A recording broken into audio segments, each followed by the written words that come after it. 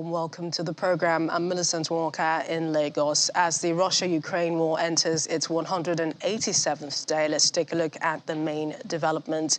We begin with Russia's defense ministry saying that Russian forces shot down a Ukrainian drone which was trying to attack the Zaporizhzhia nuclear plant.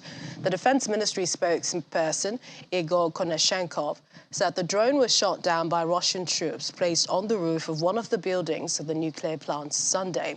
It said there was no serious damage and radiation levels were normal. Konashenkov also claimed that Russia had shot down 2 Ukrainian Su-25 fighter jets over the regions of Zaporizhzhia and Donetsk. Both Russia and Ukraine have denied shelling the Zaporizhzhia plant in recent weeks, while each accusing the other of doing so. The United Nations nuclear watchdog has sent a mission of inspectors to the plant, which has been under Russian control since March.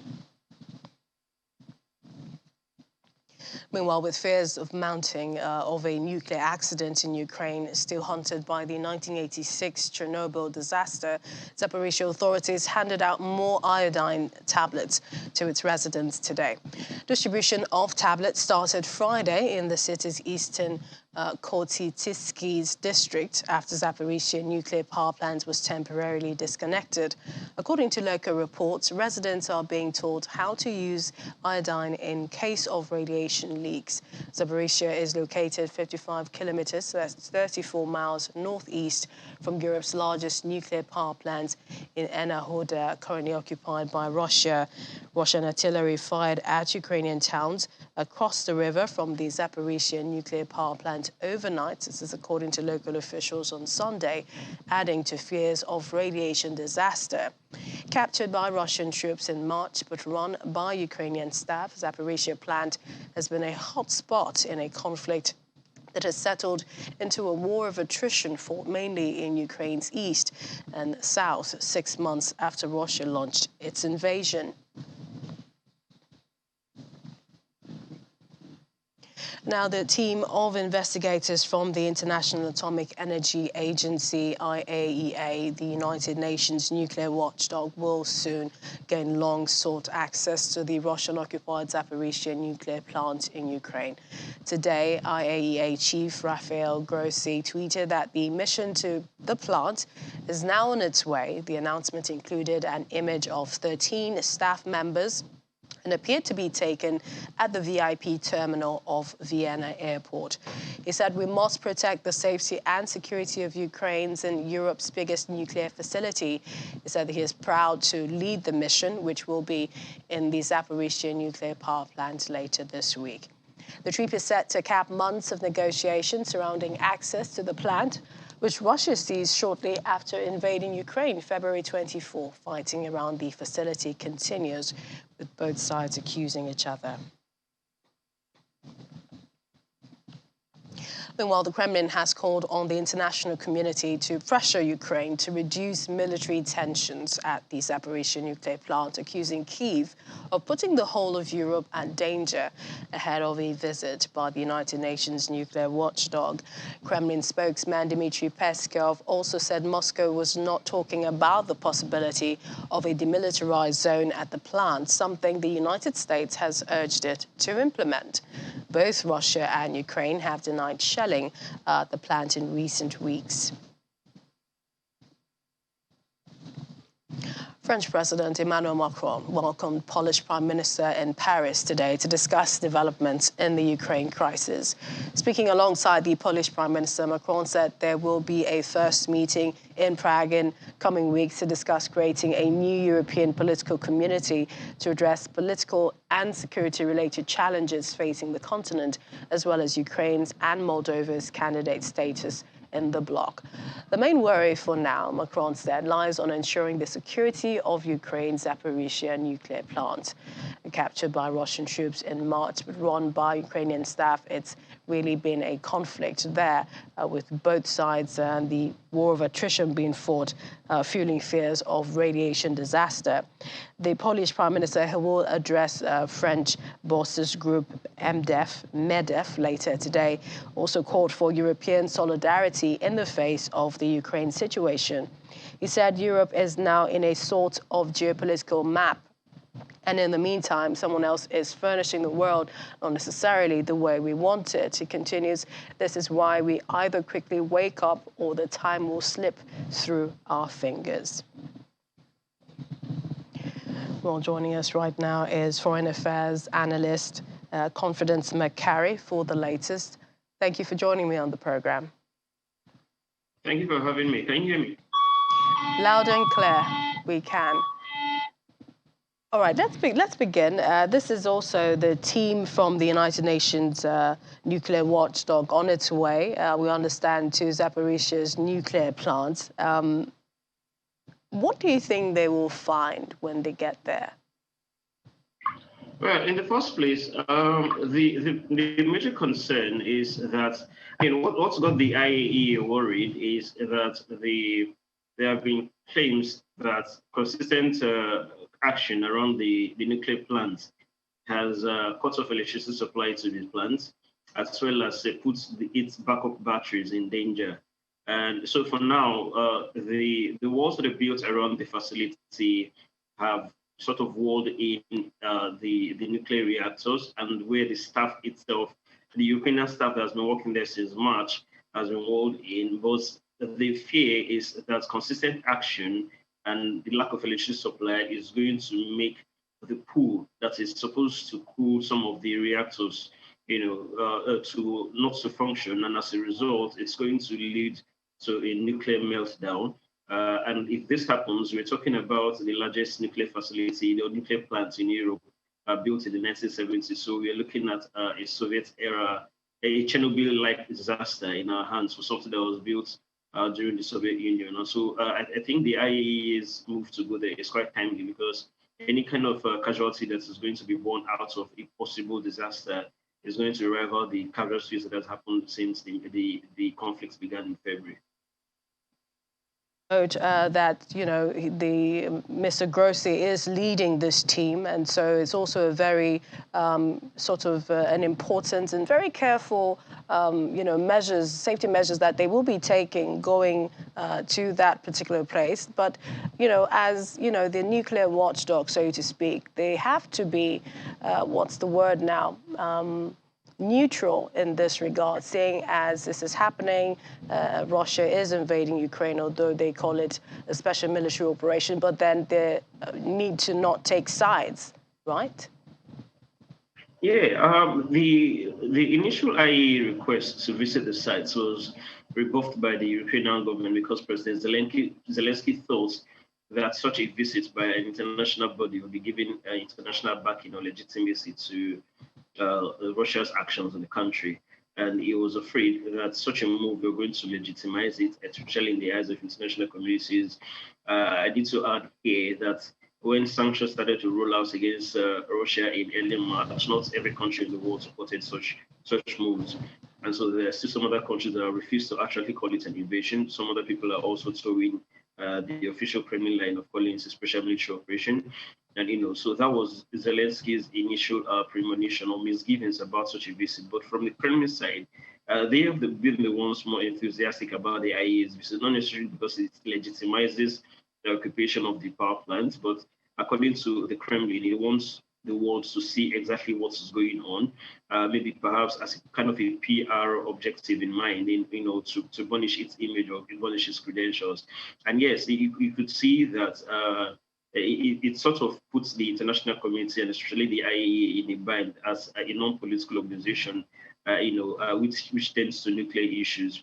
But if the green shipment agreement that we had a few weeks ago is anything to go by, I think even in the course of the war, we've been able to find some kind of a diplomatic workaround that does not exactly legitimate or point fingers at any side. Let's talk about the EU defense and foreign ministers meeting this week to discuss options for setting up an EU military training mission for Ukrainian forces. They're also planning to look into calls by some members to ban Russian tourists from entering the bloc. It looks like the Russian population are now set to pay for the actions of their government. Yeah, I think they've been paying for the actions of their government since the problem began. If you recall, Wimbledon that happened in May, the organizers of the event refused to admit Russian athletes there. I mean, people like Victoria Azarenka, as well as Dmitry Medvedev.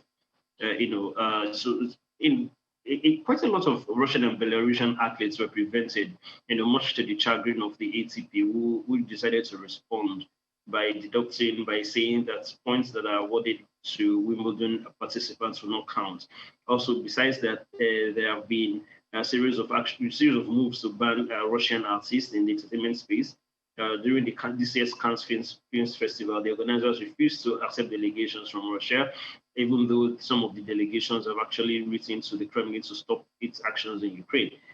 So before now, they've been paying for it. I was in Moscow a few days ago, and some of the people who I talked to have kind of felt that they feel isolated, basically, because the people who have to carry out international transactions, the dollar is not readily available to them as it used to be available, as well as international travels, which they have to go through Turkey to go to the outside world. So I think they've been paying for it. Right now, I think it's what they're doing what the West is doing is to try to extend the hard-biting sanctions they've put in place for the past few months and hoping that it will stick. But how well it will stick is another question entirely, because if it's entirely up to the Russian government, it has been able to find a way to work around these sanctions. I mean, the West pulled it out of SWIFT, the international payment mechanism for inter-country bank transfers, and then it suddenly developed a similar initiative with the Chinese. So for several other sanctions that have been met against the Russian economy or the Russian government, they have found a workaround around it. And I should also add that beyond that, we saw the killing of Daria Dugina, the son of political commentator, the daughter rather of a political commentator, Alexander Dugin, who was killed in Moscow by a bomb which the Russian security service suspects its Ukrainian forces have carried it out, even though the Ukrainians have maintained a studied silence on it. So we're seeing is an increased sustenance of pressure. It has been going on for a while. It's still going on now. I still think that throughout the course of the conflict, it's still going to continue. But the question is, how will these things matter, or how will they last if the people who are the target of these measures actually find a workaround around it? And I have to say that a lot of them are actually finding a workaround around these issues. Let's go back to another meeting which has been taking place since the 1st of August. UN Secretary General warning that the world faced a nuclear danger not seen since the height of the Cold War. Russia blocking the adoption of the joint declaration on the United Nations Nuclear Disarmament Treaty. It did criticize Moscow's military takeover of Zaporizhzhia nuclear plant. And essentially, this was to be expected, wasn't it? Yes, I do think that it was a long time coming. If you cast your mind back to what happened in 2017, the Trump administration's decision to pull out of the Intermediate Nuclear Forces Treaty, which was supposed to expire in 2026, there were a lot of consternation from not just Russia, but its friends in the East, given the dangers of nuclear proliferation and the rest of that. Even while that was going on, the US was trying to get North Korea and Iran to back up their nuclear ambitions. So the Russians saw it as kind of hypocritical for what the United States was trying to do. And then it wasn't quite surprising that it refused to back the resolution on the non-proliferation treaty that started in the 1970s between the US and the Soviet Union. For the Russian part, I think its deputy foreign minister or its representative to the General Assembly kind of called its reason for not backing or pulling out of that, or not supporting the resolution was because of what it refers to as textual imbalance. That it doesn't accurately capture both sides of the conflict, and it tends to put the entire blame on Russia and all of that. But I do think that if we had that resolution passed through, it would have been surprising. We saw what happened in the United Nations Security Council at the onset of the war, when Russia and its friends sought to veto any mention of Russia's culpability in actions that are going on in Ukraine, and it sort of paralyzed the Security Council. And I think the United Nations itself has been a political battleground for legitimization of a lot of issues on both sides of the divide. And I do not think that for such an important body like the UN, the Russians would be willing to be able to give up that kind of an important platform, to be led as sheep to the slaughter, for lack of a better term, especially when its interests have been threatened. So yes, to answer your question, it's not entirely surprising. I still think that if these guys, the people who bring the resolution forward, if they are going to accommodate most of what Russia considers as its interest, perhaps the resolution is going to pass. But for now, I don't think so. And it's important to note that the people who brought forth the resolution have also sort of lost interest, given how long it has dragged, 40 years since 2020, when you were supposed to hold given COVID, and now in 2022, when the political impasse is already putting it on hold yet again. Just before we let you go, 6 months of the war in Ukraine. It's been described, some analysts say Ukraine is gaining initiative but making no push. They say Western allies are providing Ukraine enough assistance to deprive Russia of victory, but no defeat. What's your conclusion? Well, I think it has been aptly described.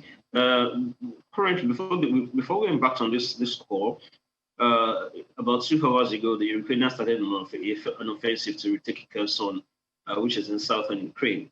And before now, we've seen large explosions and military actions in the Crimea, which Russia annexed in 2014. So we've seen quite a number of launched actions by the Ukrainians to retake some of the lost cities. But the question remains as to Ukraine's ability to take on these areas that, of course, the Russians have been holding back, which, of course, some of their strategies will be to cut off Russia's supply lines, which have been very, very hard to do.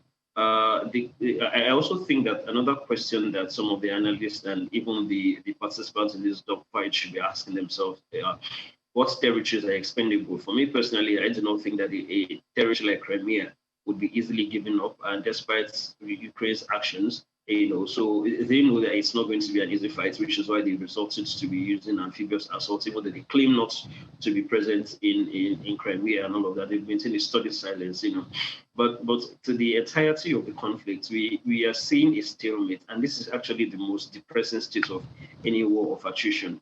Both sides try as much as possible to avoid a stalemate because of the immense cost in terms of resources, fatalities, and the psychological toll it will have on both sides. And I do think that I think it's still going to drag on. But at the end of the day, you still consider the fact that a diplomatic settlement is much more the safer option to get out of this mess. But for Ukraine retaking the offensive now, I think we'll have to wait to see what happens in the coming weeks. We always appreciate your time on the program. Foreign Affairs Analyst Confidence Makari, thank you for joining me on the program. Thank you for having me once again. And Swedish Prime Minister Magdalena Andersson said Sweden would provide a further 500 million crowns. That's about $46.75 million in military assistance to Ukraine to help it defend itself against Russia's invasion. She told reporters after hosting Ukraine's Foreign Minister Dmytro Kuleba for talks that her government would provide a total additional package of 1 billion crowns, both military and civilian assistance to Ukraine. Borders must never be changed by force or war. And it is our duty and honor to support you. That way is why my government will go forward with the new support packages to Ukraine with a value of 1 billion Swedish kronas, approximately $100 million. The first part is a new military support package of 500 million Swedish kronas. And the contents of this new support package corresponds to requests from your side and will complement donations made by other nations. A decision will be taken in the near future. The second part is to support Ukraine's economy, resilience and recovery with another 500 million Swedish krona. I will be very honest. Immediately after thanking Sweden for everything that has been done, I raised the issue of weapons supply to Ukraine, because when you fight a war, what you need the most is weapons, and again weapons. Ukraine. The best thing Sweden can do in the field of defense in the coming weeks is to provide Ukraine with its famous self-propelled howitzers, archers, with air defense rockets, RBS-70, with more shells for our artillery systems, because this is, as weird as it may sound, the best way to save human lives, including the lives of civilians, and to save more Ukrainian villages, towns, and cities from destruction, is to provide Ukraine with more weapons, so that we will be able to repel Russian aggression and Russian army. Earlier today, Russia's defense ministry released footage of Chinese and Mongolian army units that have arrived in the Primorye region in the country's far east ahead of joint military drills. The military exercises, codenamed Vostok 2002, are set to begin September the 1st and will last 1 week. Russia, China, India, Belarus and Tajikistan are among nations taking part in the maneuvers. Earlier this month, China's defense ministry said its participation in the exercises was part of an ongoing bilateral annual cooperation agreement with Russia.